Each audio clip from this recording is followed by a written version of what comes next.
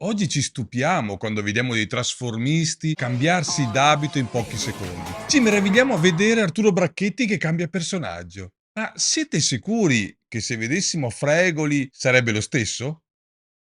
Chi è Fregoli? L'unico uomo che grazie ad una disgrazia inventò il trasformismo. Il primo artista che fece uno spettacolo tutto suo con 20 attori, che non c'erano. Un genio a cui dobbiamo molto, anzi tantissimo.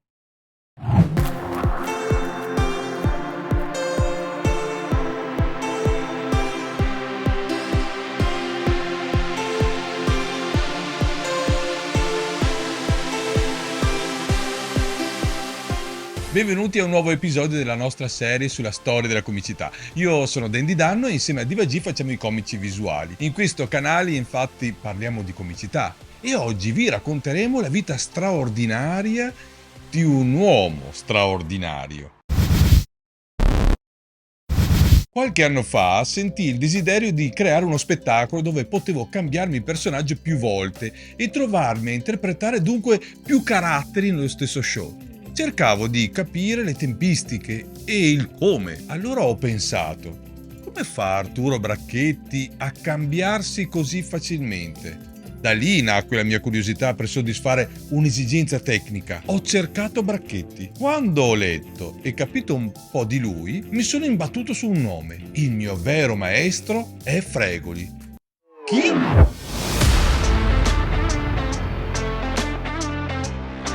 Forse avevo trovato il personaggio giusto per risolvere il mio quesito. Lui che riusciva a cambiarsi d'abito in pochi secondi. Questo è solo uno degli incredibili aspetti della storia di un artista tra i più importanti del panorama mondiale della prima metà del Novecento. Un attore, un cantante, un comico, un trasformista geniale. Con i suoi 800 costumi e le sue 1200 parrucche, diceva avrebbe potuto ricoprire interamente la Torre Eiffel. Le cifre di Leopoldo Fregoli lasciano col fiato sospeso. Fino a 100 personaggi interpretati per serata, 6.000 spettacoli in più di 650 teatri, sì, differenti in giro per il mondo, e 14 attraversate atlantiche.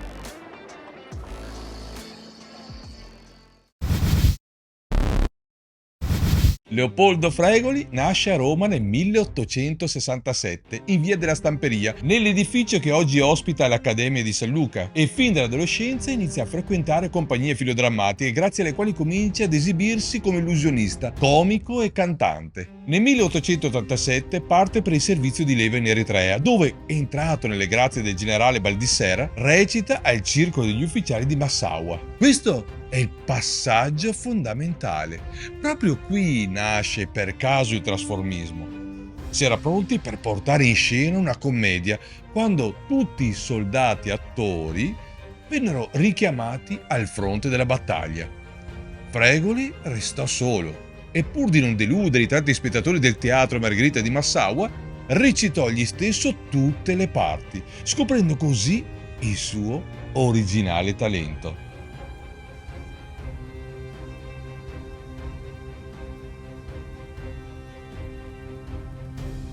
Al suo ritorno a Roma riscuote enorme successo, debuttando nel 1890 al Caffè Chantin des Edra. Si mise in proprio, solo con l'amico Crescenzi e il fratello, girò prima in Italia, quindi in Sud America, per toccare prima che il secolo finisse Londra, San Pietroburgo, New York, Berlino e Vienna. Nel 1900 debutta al Trianon di Parigi e si sposta al Teatro Olimpia dei Fratelli Isola, rimanendo in cartellone per ben 9 mesi e stabilendo un record mai più eguagliato. Fu la sua definitiva consacrazione. Fregoli diventa una star. Sì, diventa una star internazionale, in grado addirittura di influenzare le mode, i menù dei ristoranti, perfino la lingua italiana che, sotto l'egida dell'Accademia della Crusca, include nel dizionario il termine fregolismo. Allora all'estero si parlava dell'Italia per il poeta D'Annunzio, l'inventore Marconi, il tenore Caruso e il trasformista Fregoli.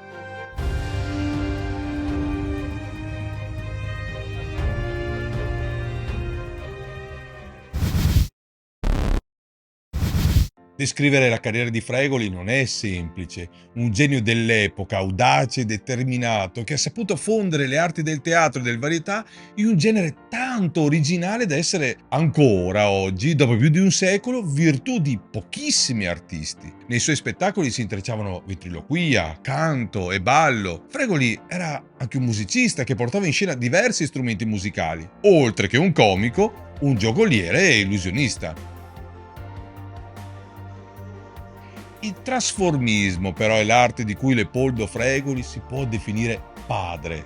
Fregoli non si cambiava solo d'abito velocemente, era in grado di cambiare postura, accento e voce. Era in grado di cambiare anima, insieme ai vestiti, e proporre al pubblico personaggi assolutamente diversi tra loro.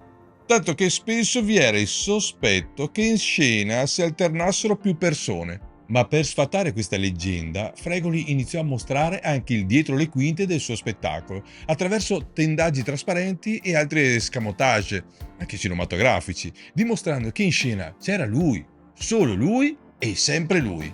Figuriamoci l'estasi che poteva suscitare all'epoca un trasformista. Immaginate Fregoli uscire da scena ghindato da signora, mentre una controfigura rimaneva alle spalle vicino alle quinte, dando l'illusione di non essersi mai allontanato e continuando a recitare il copione. In un attimo la controfigura spariva e Fregoli entrava vestito da uomo. Fantastica poi fu la leggendaria esibizione in un teatro di Genova, nel quale il bagaglio dell'artista non era arrivato in tempo. Non si amareggiò e da solo, con una cassa al centro sul palco, riuscì a interpretare i suoi molteplici personaggi. Fregoli amava molto impersonare politici e personaggi pubblici dell'epoca e cavalcare anche gli scandali con simpatiche macchiette.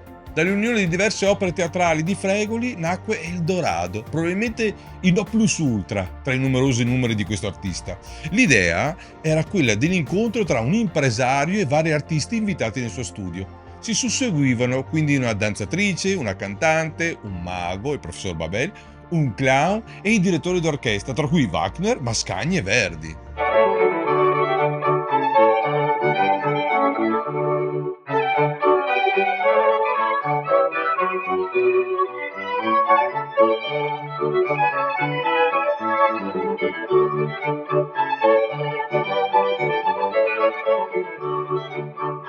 Nel 1897 a Lyon Fregoli incontra i fratelli Lumière. Acquista tutto il necessario per realizzare da sé cortometraggi, divenendo a tutti gli effetti un pioniere del cinema. Ribattezzando la macchina per proiezioni Fregoligraph, l'artista romano fa conoscere in Italia e in tutto il mondo la meraviglia del grande schermo. Da ricordare il cortometraggio Fregoli illusionista. La sua passione per l'illusionismo era sincera. In realtà Fregoli prendeva in giro con affetto la figura dell'illusionista con gag simpatiche, ma che assolutamente non mancarono mai di rispetto a un'arte antica che Fregoli amava. Tutti i colleghi lo amavano, da Ermete Novelli a Ernesto Rossi, da Eleonora Duse a Sara Bernhardt, da Edoardo a Peppino De Filippo a Tommaso Marinetti, fino ad arrivare a Thomas Edison, che lui disse: Fregoli ha davvero accelerato la velocità del pensiero umano.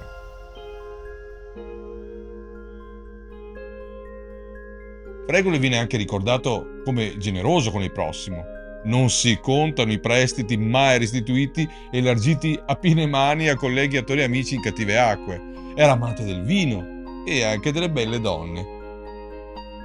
Dopo un primo ritiro nel 1919 si ritirò definitivamente nel 1925, vendendo quasi tutto il suo materiale scenico e rintanandosi nella sua villa di Viareggio, sul lungomare Carducci, dove visse in tranquillità con la moglie Velia gli ultimi 10 anni della sua vita. Nel 1935 inizia a scrivere. Nello stesso anno, nel mese di novembre, Fregoli lascia definitivamente questo mondo, discretamente, per arresto cardiaco sul suo divano. Fu sepolto a Viareggio, ma poco dopo le sue spoglie furono trasferite nel cimitero del Verano a Roma, dove ancora oggi è possibile visitarla. Oltre alla maschera funebre del grande artista, sulla tomba non ci sono date di nascita né di morte, ma solo una grande e significativa scritta incisa nel marmo rosato. Qui Leopoldo Fregoli compì la sua ultima trasformazione. Che grande Fregoli! Se ti è piaciuto il video lasciami un like, per me è davvero importante. Ci vediamo al prossimo video.